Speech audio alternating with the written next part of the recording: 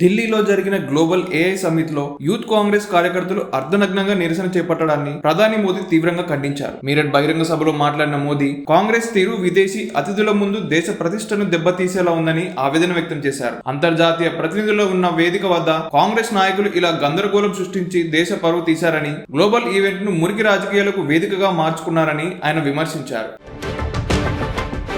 తెలంగాణలో పెండింగ్ సాగునీటి ప్రాజెక్టులను 2 ఏళ్లలో పూర్తి చేస్తామని సీఎం రేవంత్ రెడ్డి అన్నారు. ఆదివారం ములుగు జిల్లాలోని దేవాదుల ఎత్తిపోతల పథకాన్ని స్వయంగా ఆయన పరిశీలించారు. గోదావరి నదిపై ఉన్న బ్యారేజీ పనులను అధికారులతో కలిసి ఆయన క్షేత్రస్థాయిలో పరిశీలించారు. గత ప్రభుత్వం సాగునీటి ప్రాజెక్టుల విషయంలో నిర్లక్ష్యం చేసిందని, ఎంతో గొప్ప ప్రాజెక్టు అని గొప్పలు చెప్పుకున్న కాళేశ్వరం ప్రాజెక్టు కళ్ళెదుటే కుప్పకూలిపోయిందని ఆయన ఎద్దేవా చేశారు.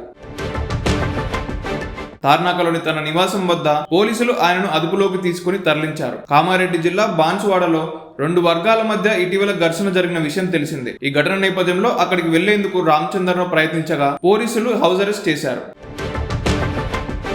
AP deputy CM Pawan Kalyan తన ఇంటి పేరుతో ఉన్న నంద్యాల జిల్లా కొనిదెల గ్రామాన్ని దత్తత తీసుకున్నారు. సొంత నిధులతో ప్రభుత్వ పథకాలతో అభివృద్ధి పనులు వేగవంతం చేశారు. ఆయన అందించిన 50 లక్షల విరాళంతో అక్కడ 90,000 లీటర్ల సామర్థ్యం గల ట్యాంకును నిర్మించారు. దీని ద్వారా సుమారు 2,000 మంది గ్రామస్తులకు సురక్షితమైన తాగునీరు అందనుంది.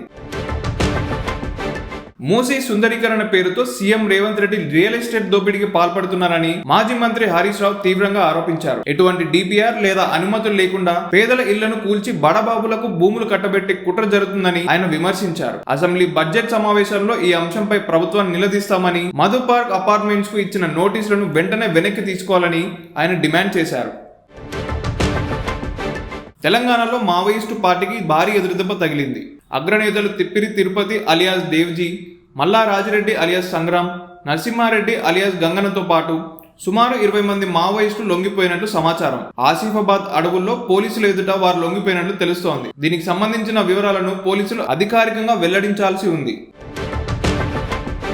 భారత్ అమెరికా మధ్య కుదిరిన వాణిజ్య ఒప్పందం చర్చలు వాయిదా పడ్డాయి. వాషింగ్టన్ లో ఫిబ్రవరి 23 నుండి 3 రోజుల పాటు ఇరు దేశాల ప్రతినిధుల చర్చలను అధికారికంగా వాయిదా వేశారు. అమెరికా సుప్రీంకోర్టు సుంకాలపై ఇచ్చిన తీర్పు కారణంగా ఈ నిర్ణయం తీసుకున్నట్టు తెలుస్తోంది. ఇరు దేశాల ప్రతినిధులు ఈ చర్చల కోసం కొత్త తేదీలను త్వరలో ఖరారు చేస్తారు.